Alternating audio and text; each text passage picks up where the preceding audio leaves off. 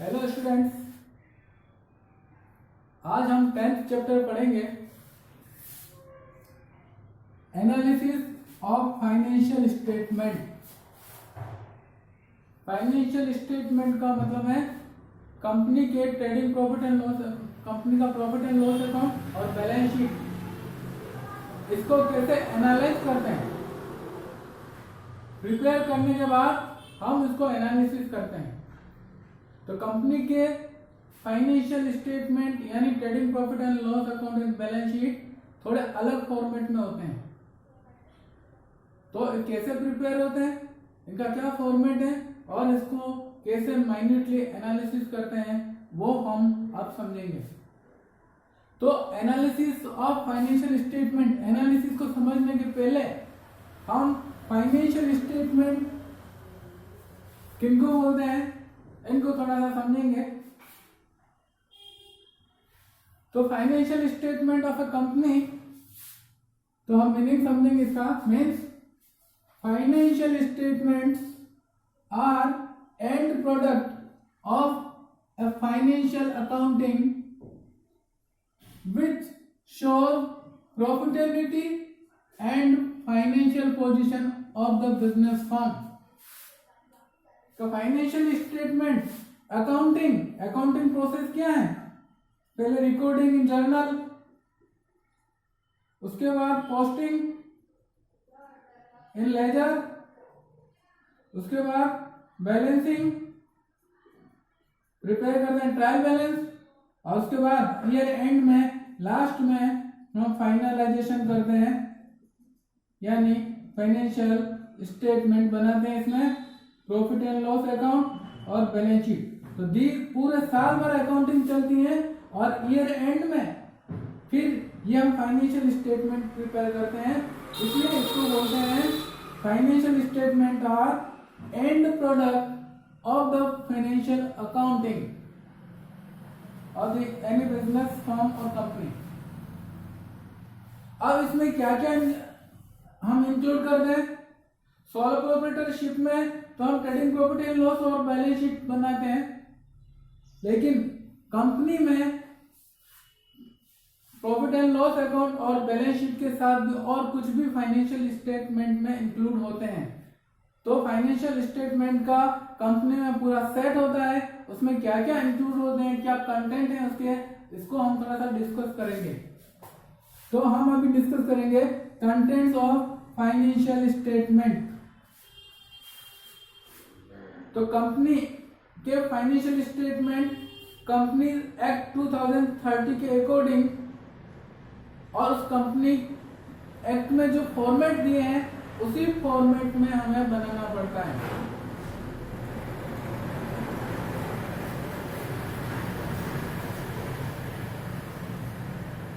तो क्या क्या फॉर्मेट है अपन समझते हैं। अकॉर्डिंग टू सेक्शन 240 सेक्शन के according of companies act 2013 financial statement includes the following. तो फाइनेंशियल स्टेटमेंट में कंपनी एक्ट के हिसाब से क्या क्या कौन कौन से स्टेटमेंट इंक्लूड होते हैं वो हम बात करते हैं। फर्स्ट है balance sheet. Balance sheet financial position show करने के लिए हम बैलेंस शीट बनाते हैं।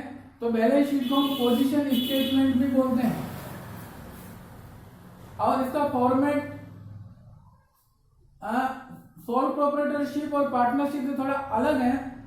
जो इसका फॉर्मेट, जो प्रिस्क्राइब्ड फॉर्मेट है उसको बोलते हैं पार्ट फर्स्ट, जो शेड्यूल 3 में दिया हुआ कंपनी एक्ट के शेड्यूल 3 में पार्ट फर्स्ट में जो फॉर्मेट है वो बैलेंस शीट कहलाता है।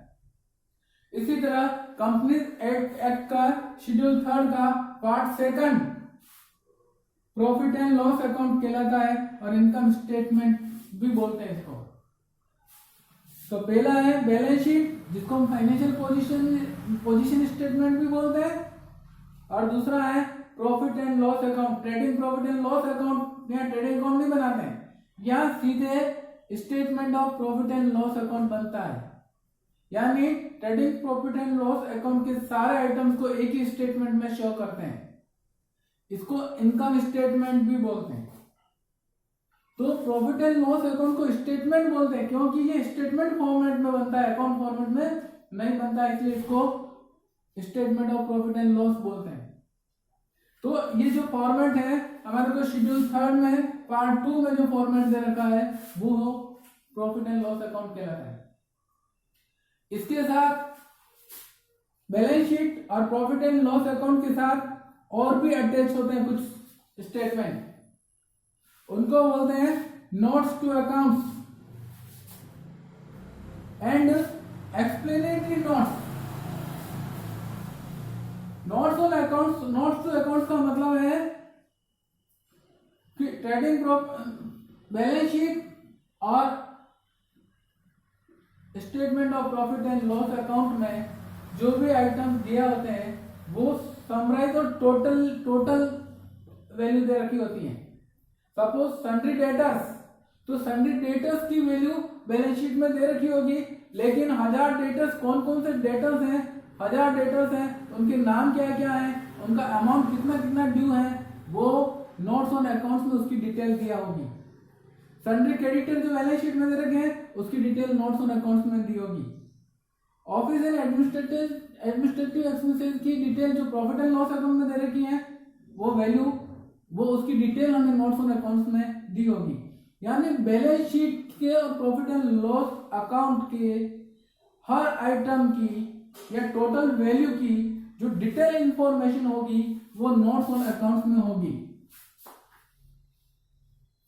और एक्सप्लेनेटरी नोट्स, एक्सप्लेनेटरी नोट्स का मतलब है कि ये बैलेंस शीट और प्रॉफिट एंड लॉस अकाउंट बनाते समय हमने कौन कौन से मेथड, अकाउंटिंग मेथड का यूज किया, जैसे वैल्यूएशन ऑफ स्टॉक कौन से मेथड से किया है, डिप्रिसिएशन कौन से मेथड से चार्ज किया है, या और कोई ऐसा स्पेसिफिक इवेंट जो फाइनेंशियल अकाउंटिंग को इफेक्ट करती हैं वो कौन कौन सी हैं, कंटिजेंट लायबिलिटीज क्या है वो कौन सी हैं, वो सारे एक्सप्लेनेटरी नोट्स में दिया होगा। तो बैलेंस शीट के और प्रॉफिट एंड लॉस अकाउंट के साथ नोट्स ऑन अकाउंट्स और एक्सप्लेनेटरी नोट भी अटैच्ड होते हैं। तो ये चीजें फाइनेंशियल स्टेटमेंट में इंक्लूड होती हैं। और इसके अलावा नेक्स्ट है कैश फ्लो स्टेटमेंट। कंपनी के जो फाइनल अकाउंट बनते हैं उसमें एक कैश फ्लो स्टेटमेंट भी इनके साथ अटैच होता है।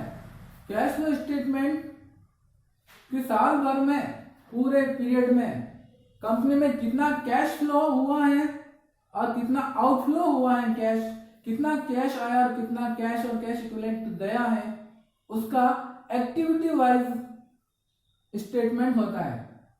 बिजनेस में 3 एक्टिविटी मेनली, हम सारे ट्रांजैक्शन और सारी एक्टिविटी को 3 पार्ट में हम क्लासिफाई करते हैं। तो फर्स्ट है ऑपरेटिंग एक्टिविटी, यानी बिजनेस की मैन जो ऑपरेटिंग एक्टिविटी, बिजनेस एक्टिविटी से पैसा कितना आया।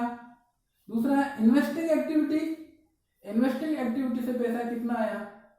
और फाइनेंसिंग एक्टिविटी से कितना पैसा आया गया है। तो operating, investing and financing activity के थ्रू कितना टोटल कैश हमारे पास पूरे साल में आया और कितना कैश और कैश इक्विवेलेंट हमसे गया है। तो cash flow statement is a statement which shows cash inflow and outflow through operating, financing, investing activities during the year. तो एक्टिविटी वाइज कैश इनफ्लो और कैश आउटफ्लो अलग अलग एक्टिविटी वाइज शो करता है कैश फ्लो स्टेटमेंट। इसके बाद में एक होती है सेगमेंट रिपोर्ट। सेगमेंट रिपोर्ट सभी कंपनी नहीं बनाती हैं, ये वो कंपनियां बनाती हैं जो मल्टी प्रोडक्ट और मल्टी सर्विसेज प्रोवाइड करती हैं। सिंगल प्रोडक्ट कंपनी होगी उसमें सेगमेंट रिपोर्ट नहीं बनती है। जैसे कोई कंपनी है कैमलिन है तो पेंसिल भी बनाती है, इरेजर भी बनाती है, पेन भी बनाती है, कंपास बॉक्स भी बनाती है और दूसरे ऑपरेटर्स भी बनाती हैं। तो उसके अलग अलग प्रोडक्ट जो बनाती है कंपनी, डिफरेंट टाइप के प्रोडक्ट बनाती हैं और उनकी सेलिंग जो है डिफरेंट ज्योग्राफिकल एरिया में उनके ऑपरेशन, सेलिंग ऑपरेशन चलते हैं या प्रोडक्शन ऑपरेशन चलते हैं, वो सेगमेंट रिपोर्ट बनाते हैं कि कौन से सेगमेंट और कौन से प्रोडक्ट में कितना प्रॉफिट लॉस हो रहा है, कम या ज्यादा, वो हमें सूचना इससे मिलती है सेगमेंट रिपोर्ट से। और उसके बाद इसके साथ एक और अटैच होती है डायरेक्टर्स रिपोर्ट।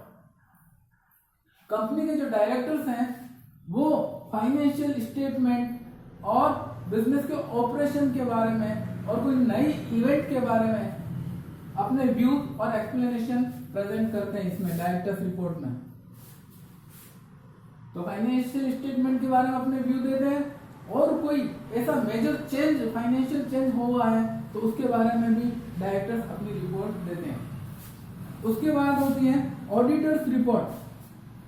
तो ईयर एंड में चार्टर्ड अकाउंटेंट जो होता है वो सारे कंपनी की अकाउंटिंग ऑडिट करता है, चेक करता है।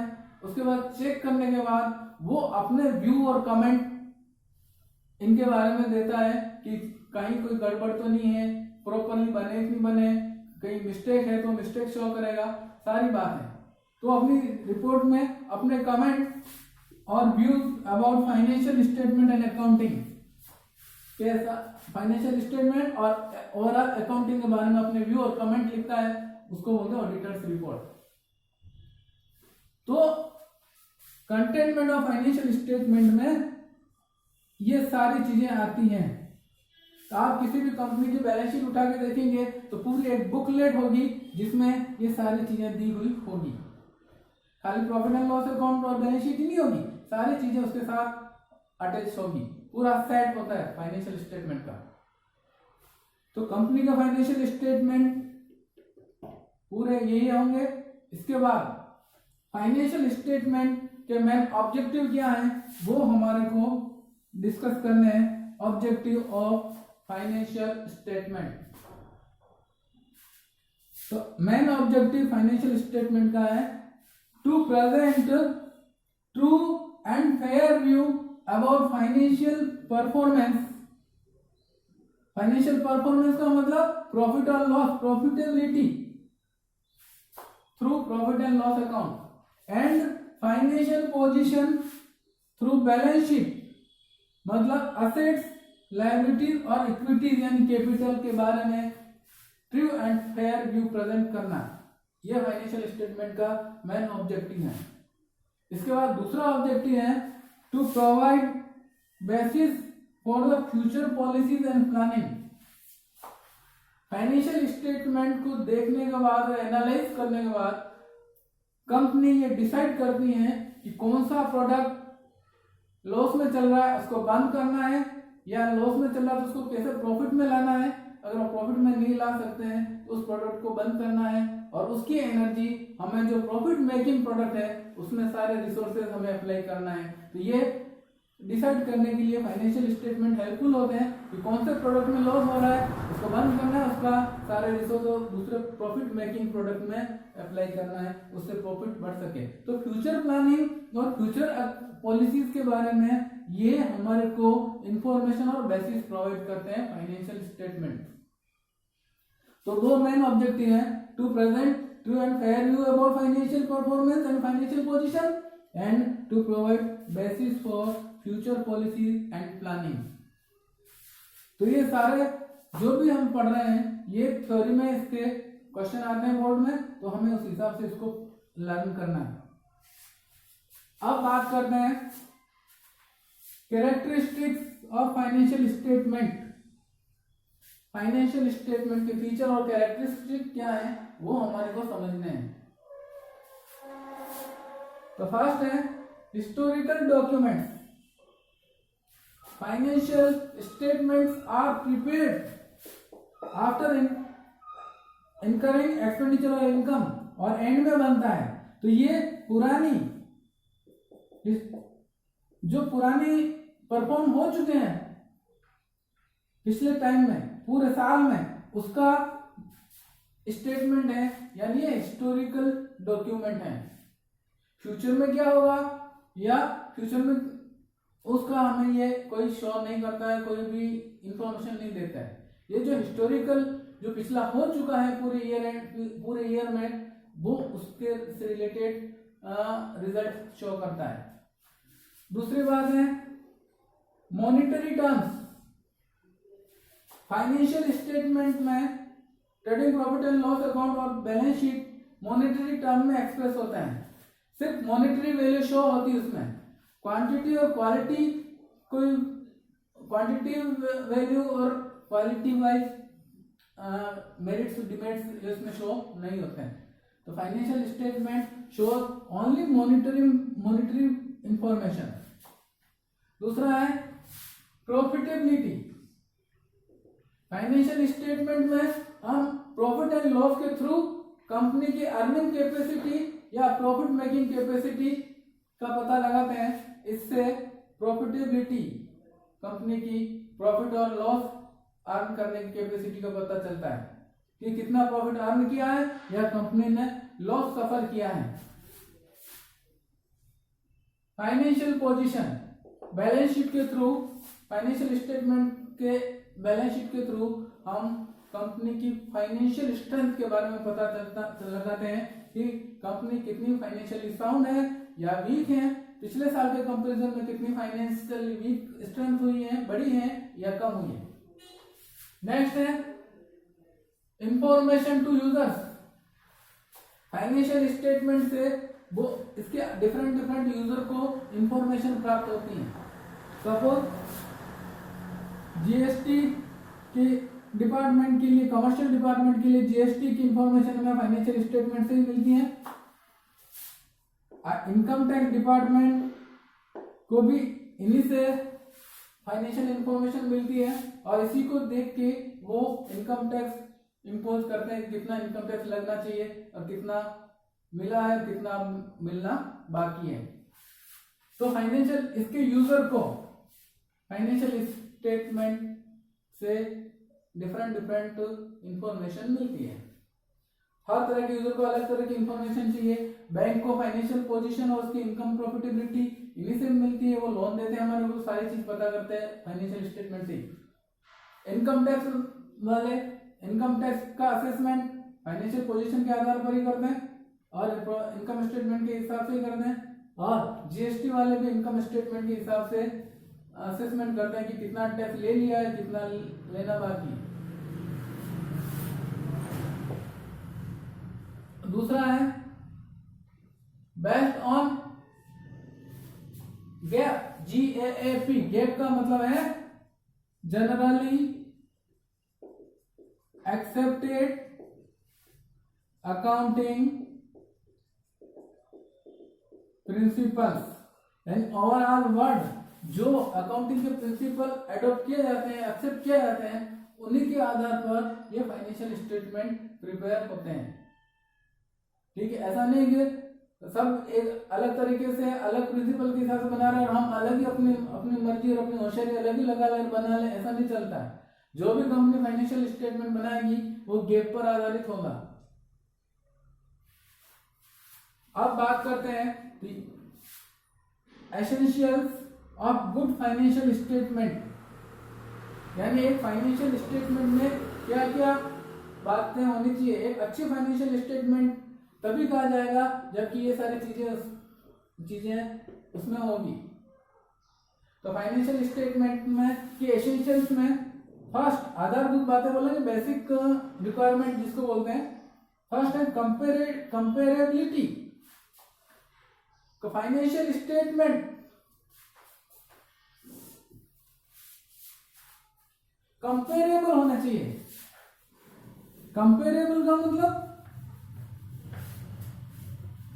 एक्स कंपनी के फाइनेंशियल स्टेटमेंट है, वो इसके खुद के ही, सपोज अभी 2021 खत्म हो रहा है, ये 19-20 से कंपेरेबल होना चाहिए, 18-19 से कंपेरेबल है। यानी खुद के फाइनेंशियल स्टेटमेंट अपने पिछले सालों के स्टेटमेंट से कंपेयर हो सके, इस मैनर में बनने चाहिए। दूसरा, एक्स के फाइनेंशियल स्टेटमेंट सिमिलर नेचर के वाई कंपनी के इससे भी कंपेरेबल होने चाहिए। यानी एक्स के स्टेटमेंट और वाई के स्टेटमेंट साथ में हम रखें तो उसको इजीली कंपेयर कर सकते हैं, दोनों में इजीली चेंज और फर्क हम पता कर सकते हो। तो कंपेरेबिलिटी होनी चाहिए फाइनेंशियल स्टेटमेंट में। दूसरी क्वालिटी है इसकी अंडरस्टैंडेबल। अंडरस्टैंडेबल का मतलब है फाइनेंशियल स्टेटमेंट बिल्कुल सिंपल एंड क्लियर और इजीली अंडरस्टैंडेबल होना चाहिए। यदि एक साधारण आदमी भी जो अकाउंटिंग नहीं जानता है वो भी फाइनेंशियल स्टेटमेंट देखे तो उसको पता चल सकता है, चल जाना चाहिए कि कितना प्रॉफिट हुआ है, कितना लॉस हुआ है, फाइनेंशियल पोजीशन कैसी है। तो ये सारी बातें सिंपल और क्लियर मैनर में प्रेजेंट होनी चाहिए ताकि सिंपल आदमी जो अकाउंटिंग नहीं जानता है उसको भी समझ में आ जाने योग्य होने चाहिए। नेक्स्ट है वेरिफिएबल। फाइनेंशियल स्टेटमेंट में जो भी इंफॉर्मेशन दे रखी है वो वेरीफाइड होनी चाहिए। वेरीफाई कैसे? दो तरह से, एक तो फिजिकली वेरिफिएबल। असेट्स दे रखी है, मान लो प्लांट एंड मशीनरी दे रखी है 10 लाख रुपए की, तो 10 लाख रुपए की प्लांट एंड मशीनरी वहां बिजनेस में फिजिकली होनी भी चाहिए और उसके बिल वगैरह से, इनवॉइस वगैरह से उसका वेरिफिकेशन होना चाहिए। सेल्स हुई है, 2 करोड़ की सेल्स हुई है तो 2 करोड़ की सेल बिल बुक से वेरीफाई होनी चाहिए। ट्रांसपोर्ट बाहर गया है तो ट्रांसपोर्ट की बिलिटी से वेरीफाई होना चाहिए। यानी फाइनेंशियल इंफॉर्मेशन को हम डॉक्यूमेंट्री वेरिफिकेशन चाहें तो भी हो सकता है, होना चाहिए, और फिजिकली वेरिफिकेशन भी जिनका हो सकता है होना चाहिए। तो वेरिफिएबल होना चाहिए, यानी वो डॉक्यूमेंट्री एविडेंस और फिजिकली एविडेंस के साथ वेरिफिएबल सर्टिफाई होना चाहिए, वेरीफाइड होना चाहिए। दूसरा है रेलिवेंट। इसका जो भी यूजर है उससे रिलेटेड इंफॉर्मेशन उनको मिल जानी चाहिए। मतलब एक ही फाइनेंशियल स्टेटमेंट से सेल टैक्स, जीएसटी डिपार्टमेंट को भी इंफॉर्मेशन मिल जानी चाहिए, इनकम टैक्स डिपार्टमेंट को भी मिल जानी चाहिए, शेयर होल्डर को भी इंफॉर्मेशन जो चाहिए मिल जानी चाहिए, डेटर्स, क्रेडिटर्स सबको इंफॉर्मेशन, रिलेटेड इंफॉर्मेशन मिल जानी चाहिए, यानी रेलिवेंट होनी चाहिए सारे फैक्ट्स। अननेसेसरी और इररेलेवेंट चीजें फाइनेंशियल स्टेटमेंट में नहीं होनी चाहिए। नेक्स्ट है फैक्चुअल। सारी जो असेट्स की वैल्यू, लायबिलिटीज की वैल्यू, इनकम और एक्सपेंडिचर दिखाया है वो सारा फैक्चुअल होना चाहिए, रियल होना चाहिए। फेक और आर्टिफिशियल वैल्यू उसमें नहीं होनी चाहिए, किसी प्रकार का मैनिपुलेशन नहीं होना चाहिए। फिर है टाइमलाइननेस। टाइमलाइन का मतलब है जो फाइनेंशियल स्टेटमेंट जिस शेड्यूल टाइम में या जिस पीरियड के एंड में प्रिपेयर हो जाना चाहिए। सपोज 1 जनवरी 2020 को 1 अप्रैल को शुरू हुआ है तो 31 मार्च 2021 इस तारीख को वो प्रिपेयर हो जाना चाहिए और प्रेजेंट भी हो जाना चाहिए। ऐसा नहीं कि अभी तो चाहिए यहाँ बनाना, यहाँ इंफॉर्मेशन चाहिए और अपन 2 साल बाद प्रिपेयर करेंगे, ऐसा नहीं चलता है। टाइमली प्रिपेयर होना चाहिए, क्योंकि हर डिपार्टमेंट, जैसे इनकम टैक्स में रिटर्न फाइल करना तो टाइम में ही हो जाना चाहिए। उसके बाद अगर होगा तो पेनल्टीज लगेगी, बहुत सारी बातें हैं और हेवी पेनल्टीज बिजनेस पे आ सकती हैं। तो एक गुड फाइनेंशियल स्टेटमेंट के लिए ये सारी बातें उसमें होनी चाहिए। इसके बाद ये कैरेक्टरिस्टिक, ऑब्जेक्टिव्स और ये सारे एसेंशियल्स के बावजूद भी फाइनेंशियल स्टेटमेंट में कुछ कमियां हैं, कुछ लिमिटेशंस हैं, तो उसके बारे में भी हम डिस्कस करेंगे। Limitation of financial statements. तो फाइनेंशियल स्टेटमेंट की लिमिटेशंस कौन कौन सी हैं, कौन सी कमियां हैं जो हम यहाँ डिस्कस करना चाहेंगे। फर्स्ट है based on historical data. Means financial statement हम पूरे साल में जो भी परफॉर्म हो चुके हैं बिजनेस ट्रांजेक्शन, उनके आधार पर हम ईयर एंड में फाइनेंशियल स्टेटमेंट प्रिपेयर करते हैं। तो ये पिछली बीती हुई बात को बताते हैं कि क्या हो चुका है वो बताते हैं, क्या हो रहा है अभी, क्या होने वाला है फ्यूचर में, तो वो शो नहीं करता है। जबकि बहुत सारी पार्टी, मैक्सिमम जो इन्वेस्टर हैं, जो फाइनेंसर हैं और गवर्नमेंट वगैरह, जो बहुत सारे डिपार्टमेंट हैं, इकोनॉमिक्स के या स्टैटिस्टिकल डिपार्टमेंट है, वो फ्यूचर में क्या होने वाला है ये भी जानना चाहते हैं। एक इन्वेस्टर है, वो हमारा तभी इन्वेस्टमेंट करेगा जब उसको फ्यूचर प्रोस्पेक्टस अच्छा लगेगा उसको, या फिर फाइनेंसर है, वो ये देखेगा फ्यूचर में इनकी ग्रोथ कैसी होगी, उसी हिसाब से वो हमें फाइनेंस करता है। तो ये प्रेजेंट फाइनेंशियल पोजीशन तो शो करता है, लेकिन फ्यूचर फाइनेंशियल प्रोस्पेक्टस या बिजनेस की ग्रोथ कैसी होगी ये फाइनेंशियल स्टेटमेंट शो नहीं करते हैं। ये इसका एक लिमिटेशन है। दूसरा है scope of manipulation. Accounting, financial accounting के दौरान या तो गलती के कारण कुछ चीजें छूट गई हैं, या लैक ऑफ अकाउंटिंग नॉलेज के कारण कुछ चीजें गलत प्रेजेंट हो चुकी हैं, या फिर जानबूझ के कुछ मैनिपुलेशन किया गया है। तो फाइनेंशियल अकाउंटिंग में अगर ड्यूरिंग अकाउंटिंग कोई मैनिपुलेशन किया है या फाइनेंशियल स्टेटमेंट बनाते समय कोई चेंजेस या मैनिपुलेशन किया है, तो वो हमारे फाइनेंशियल स्टेटमेंट को देखने से पता नहीं चलता है। बाद में माइन्यूटली इसकी रिसर्च सर्च करेंगे तो पता चल जाएगा, लेकिन देखने से पता नहीं चलता है। तो स्कोप ऑफ मैनिपुलेशन यानी फाइनेंशियल स्टेटमेंट में मैनिपुलेशन की गुंजाइश रहती है। नेक्स्ट पॉइंट है ignores qualitative aspects. Financial statement से फाइनेंशियल पोजीशन का पता चलेगा, साउंड पोजीशन है, प्रॉफिटेबिलिटी का पता चल जाएगा कि अच्छा प्रॉफिट कमा रही है, लेकिन कंपनी के प्रोडक्ट की क्वालिटी क्या है, प्रोडक्ट कितना अच्छा है, ये हमें इससे पता नहीं चल सकता है। या फिर और कोई क्वालिटीज, स्टाफ की इफिशिएंसी, इफिशिएंट स्टाफ है, एफिशिएंट मैनेजमेंट है, तो मैनेजमेंट की इफिशिएंसी और स्टाफ की इफिशिएंसी का भी पता फाइनेंशियल स्टेटमेंट से नहीं चलता है। तो प्रोडक्ट की क्वालिटी का पता नहीं चलता है, स्टाफ की इफिशिएंसी का पता नहीं चल सकता है, और कंपनी में वर्किंग एटमॉस्फेयर कैसा है, जैसे कि मैनेजमेंट एम्प्लॉय की रिलेशन स्मूथ है या खराब है, इसका भी पता नहीं चलता है। तो इससे क्वालिटेटिव एस्पेक्ट को इसमें फाइनेंशियल स्टेटमेंट में इग्नोर किया जाता है, सिर्फ मॉनेटरी एस्पेक्ट ही रिकॉर्ड किया जाता है। दूसरा है विंडो ड्रेसिंग। विंडो ड्रेसिंग का मतलब है फाइनेंशियल पोजीशन और प्रॉफिटेबिलिटी को बढ़ा चढ़ा के बताना।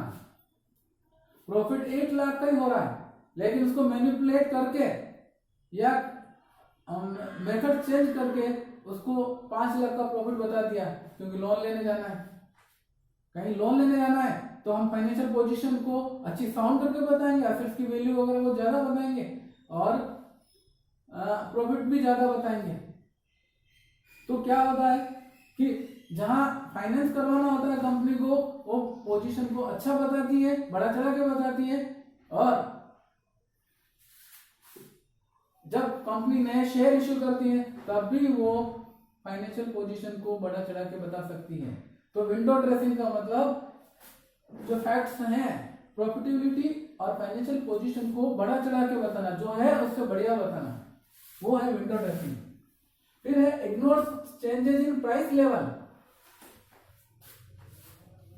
फाइनेंशियल स्टेटमेंट हिस्टोरिकल प्राइस को बताते हैं, उसकी कॉस्ट को बताया कितना लग चुका है। जैसे बिल्डिंग हमने बैलेंस शीट में शो कर रखी है, land and building asset side में 10,000 से, अब ये 25 साल पहले हमने 10,000 में खरीदी, वो शो करती है, लेकिन अभी प्रेजेंट में इसकी वैल्यू 50 लाख है, उसको ये शो नहीं करती है।